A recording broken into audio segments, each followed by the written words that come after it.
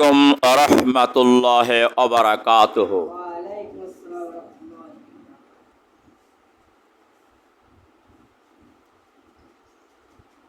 এসো কোরআনের পথে, এসো ইসলামের পথে। এই মিডিয়া থেকে আমরা দৈনন্দিন কোরআন সুন্নাহর আলোকে মুসলিম জীবনের মুক্তির কিছু দিক নির্দেশনামূলক কথা কোরআন এবং সুন্নাহর আলোকে আমরা তুলে ধরি, সকল মুসলমানের জন্য যাতে কল্যাণ বয়ে আনে, এজন্য সকলকে একান্ত এটা জরুরিভাবে মনোযোগ সহকারে দেখা এবং শোনা একান্ত কর্তব্য বলে আমি মনে করি। আলহামদুলিল্লাহি রাব্বিল আলামিন, ওয়াসসালাতু ওয়াসসালামু আলা আশরাফিল আম্বিয়া ওয়াল মুরসালিন ওয়া আলা আলিহি ওয়া সাহবিহি আজমাইন। আম্মা বা'দ, আউযু বিল্লাহি মিনাশ শাইতানির রাজীম। বিসমিল্লাহির রহমানির রহিম। ومن أحسن قولا ممن دعا إلى الله وعمل صالحا وقال إنني من المسلمين। عن عبد الله ابن عمرو رضي الله تعالى عنه قال قال رسول الله صلى الله عليه وسلم بلغوا عني ولو آية رواه البخاري। আম্মা বা'দ, সকল প্রশংসা মহান আল্লাহ সুবহানাহু ওয়া তাআলার আজিমুশ-শান দরবারে পেশ করছি। অগণিত দরুদ ও সালাম মানবতার মুক্তির কান্ডারি, মুক্তির সনদ, মুক্তির শাফাতের কান্ডারি সরওয়ারে কায়নাত বিশ্ব নবী মুহাম্মদ রাসূলুল্লাহ সাল্লাল্লাহু আলাইহি ওয়াসাল্লামের উপরে পেশ করছি। প্রিয় উপস্থিতি, মহাগ্রন্থ কোরআনে কারীম সূরাতুল আহজাবে হামিম সাজদার 33 নম্বর আয়াত কারিমা আমি তেলাওয়াত করেছি। বিশ্বনবীর জীবন আদর্শ সহি সনদ থেকে বুখারীর একটি হাদিস আমি তেলাওয়াত করেছি। মহান আল্লাহ সুবহানাহু ওয়া তাআলা এই পৃথিবীতে আসমানের নিচে জমিনের উপরে যতগুলো মানুষ আছে সব মানুষগুলো আল্লাহর কাছে প্রিয় নয়। কিছু মানুষ আছে আল্লাহর প্রিয় পছন্দনীয় বান্দা, আর কিছু বান্দা আছে আল্লাহর অপছন্দনীয় বান্দা। তার কারণ সবই আল্লাহর বান্দা, হিন্দু, বৌদ্ধ, খ্রিস্টান, মুসি, নাসারা সবাই হচ্ছে আল্লাহর বান্দা। কিন্তু বান্দার মধ্যে দুই প্রকার, এক প্রকার হচ্ছে আল্লাহ ভালোবাসার বান্দা, পছন্দনীয় বান্দা, আরেক প্রকার হলো আল্লাহর অপছন্দনীয় বান্দা। আর আল্লাহর পছন্দনীয় বান্দা আল্লাহ সুবহানাহু ওয়া তাআলা মহাগ্রন্থ কোরআনে কারীম সূরাতুল হামিম সাজদার মধ্যে বলছেন, ওমান আহসানু কাওলাম মিম্মান দাআ ইলাল্লাহি ওয়া আমিলা সালিহাও ওয়া ক্বালা ইন্নানি মিনাল মুসলিমিন। অতঃপর ওই ব্যক্তির কথা সে উত্তম কথা আর কার হতে পারে, যে আল্লাহর দিকে মানুষকে ডাকে, যে ব্যক্তি আল্লাহর দিকে মানুষকে আহ্বান করবে, আল্লাহর পথের দিকে, পরকালের দিকে, কোরআনের দিকে, হক পথের দিকে। আল্লাহ রাব্বুল আলামিন বলছেন ওই ব্যক্তির কথার চেয়ে উত্তম কথা আর কার হতে পারে। সে হলো শ্রেষ্ঠ কথা দুনিয়ার মধ্যে, দুনিয়ার মানুষ যত মানুষ আছে তার মধ্যে শ্রেষ্ঠ কথা। সুবহানাল্লাহ কান। এরপরে আল্লাহ পাক বলছেন শুধু তাই নাই, ওই ব্যক্তি তিনি দাবি করেন ওয়াকালা ইন্নানি মিনাল মুসলিমিন, আমি মুসলমানদের অন্তর্ভুক্ত, আমি মুসলমানদের মধ্যে একজন। বিশ্ব নবী তাজেদারে মদিনায় এই দাওয়াত নিয়ে দুনিয়ার বুকে এসেছিলেন। এই দাওয়াত যারা গ্রহণ করেছে তারা নবীর উত্তরসূরি, তারা নবীরা হাল। সুতরাং এই পৃথিবীতে যত মানুষ যত কথা বলুক না কেন, সর্বশ্রেষ্ঠ কথা হচ্ছে আল্লাহর দিকে যারা, নবীর পথের দিকে, কোরআনের পথের দিকে যারা মানুষকে ডাকবে। সুবহানাল্লাহ কন।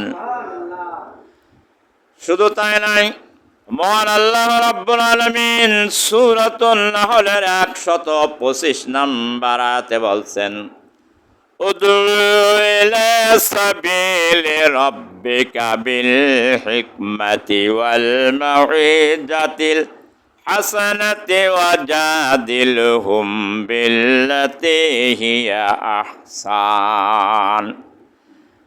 মহান আল্লাহ রাব্বুল আলামিন বলছেন, হে নবী, আপনি বলে দিন প্রত্যেক মানুষকে আমার পথের দিকে প্রজ্ঞা এবং সৎ উপদেশ দ্বারায় মানুষকে তোমার প্রতিপালকের দিকে আহ্বান করো।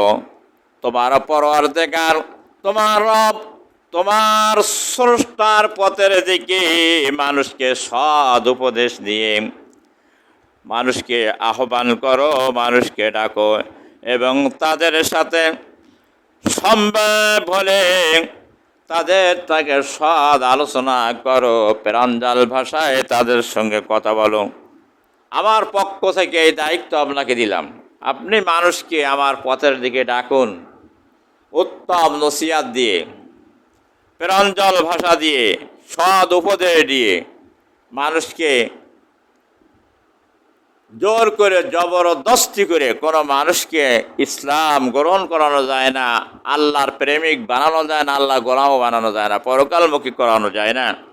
এই জন্য আল্লাহ পাক নবী শিখাইছেন, এই দাওয়াতের মাধ্যমে, এই দাওয়াতে ইলাল্লাহর মাধ্যমে মানুষ হেদায়েত পাবে, যাকে আমি হেদায়েত দান করব।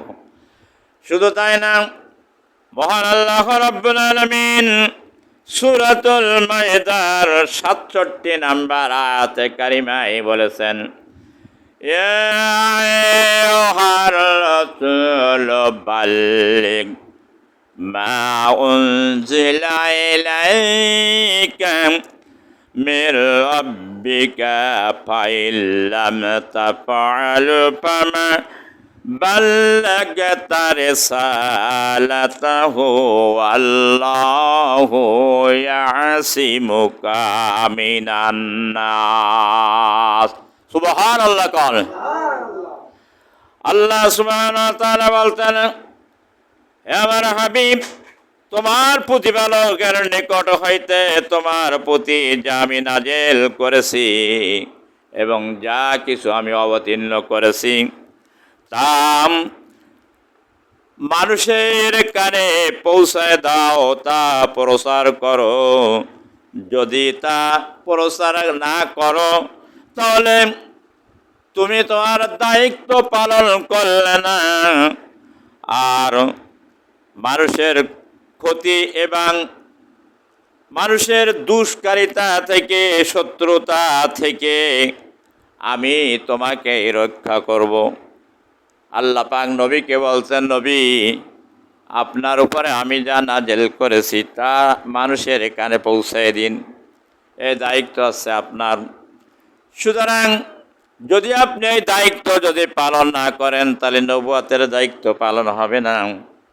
সুতরাং নবীজি দাওয়াত দেওয়ার সময় যখন মানুষের তরফ থেকে যখন নিপীড়ন নির্যাতন যখন চলে আসলো, কঠিন থেকে কঠিন অগ্নি পরীক্ষা ইসলাম রোলার যখন চলল, আল্লাহ রাব্বুল আলামিন বললেন, ইয়াসিমুকা, আমি আপনাকে সাহায্য করব।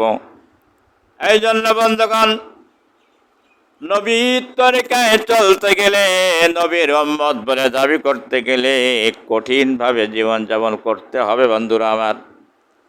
অত সস্তায় নবীর উম্মত হয়ে কবরে যাওয়া যাবে না, কিয়ামতে পরিচয় দেওয়া যাবে না। দুনিয়ায় মিথ্যায় পরিচয় দেওয়া যাবে, কিন্তু কিয়ামতের দিন পরিচয় দেওয়া যাবে না। কেউ যেন ঢোকে না বন্ধুরা আমার। এই জন্য মহান আল্লাহ রাব্বুল আলামিনের নবীদের এই দুনিয়ায় যত কঠিন থেকে কঠিন মুসিবত এবং পরীক্ষা যাদের পরে সবচেয়ে বেশি যারা নির্যাতিত হয়েছে তারা সবচেয়ে নবী এবং রসুলরা আসাদুল আনবিয়া আলাল বালা। আল্লাহর নবী বলেছেন সবচেয়ে বেশি পরীক্ষার সম্মুখীন হয়েছেন, নির্যাতিত হয়েছেন, অপমানিত হয়েছেন, অপমানিত হয়েছেন, অপদস্থ হয়েছেন সবচেয়ে পৃথিবীতে নবীরা। নাউজুবিল্লাহ কন। বন্ধুরা আমার, এই জন্যে সেই নবীর উত্তরসূরি যারা হবে তাদের উপরে কঠিন থেকে কঠিন পরীক্ষা নেমে আসবে। অত সুবিধাভাবে সস্তা আমলের দ্বারায় নবীর উত্তরসূরি উম্মত হয়ে পরিচয় দিয়ে কিয়ামতে ওঠা যাবে না। এই জন্য আল্লাহ পাক বলছেন, যখন তোমরা আমার পথের দিকে আমার রসুলের উত্তরসূরি হিসাবে কাজ করবে তখন নাসরুম মিনাল্লাহ, তোমাদের প্রতি আল্লাহর সাহায্য আসবে, আল্লাহ তাআলার নুসরত আসবে। ওয়াকানা হাক্কানা আলাইনা নাসরুল মুমিনিন। আল্লাহ পাক বলছেন আমার মোমেনদেরকে সাহায্য করা আমার দায়িত্ব। মোমেনদের সাহায্য করার দায়িত্ব কার? আল্লাহর। আল্লাহ নিজে তা গ্রহণ করেছেন। হযরত আব্দুল্লাহ ইবনে আমর রাদিয়াল্লাহু তাআলা আনহু বলেন, বিশ্বনবী বলেছেন, বাল্লিগু আন্নী ওয়ালাউ আয়া, আমার পক্ষ থেকে তোমরা যদি একটি কথাও যদি শোনো তা সেই কথাটা মানুষের কানে পৌঁছে দাও, তাই সে সন্তুষ্ট হোক আর অসন্তুষ্ট হোক, এটা তোমার ইমানি দায়িত্ব।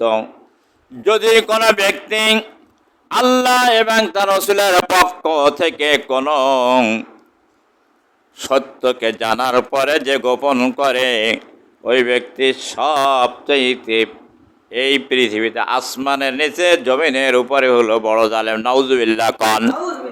বন্ধুরা আমার, আল্লাহ সুবহানাহু ওয়া তাআলা কোরআনে কারীম সূরাতুল বাকারার 140 নম্বর আয়াতের শেষ নম্বর আয়াতে বলেছেন, ওমান আযলামু মিম্মান কাতামা শাহাদাতান ইনদাহু মিনাল্লাহ।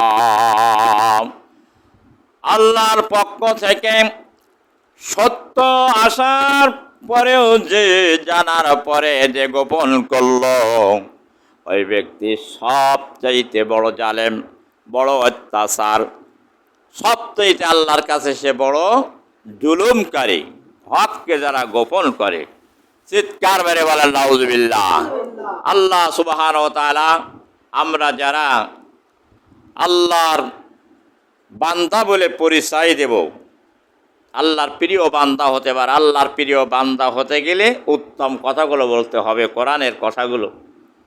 রসুলের উম্মত বলে যারা দাবি করব, তাদের প্রত্যেককে, এই নারী হোক আর পুরুষ হোক, আওয়াল বৃদ্ধ যুবক বনিতা, সকলকে এই আহ্বান জানাতে হবে মানুষকে, এই দায়িত্ব পালন করতে হবে, ইমানি দায়িত্ব, দাওয়াতে ইলাল্লাহর কাজ। এটা কাজ না করে কেউ যদি সাধারণভাবে মামুলিক আমল দ্বারা আল্লাহর জান্নাতে যেতে চায়, আল্লাহর প্রিয় পাত্র হতে চায়, তাহলে কঠিন কালে হতে পারবে না।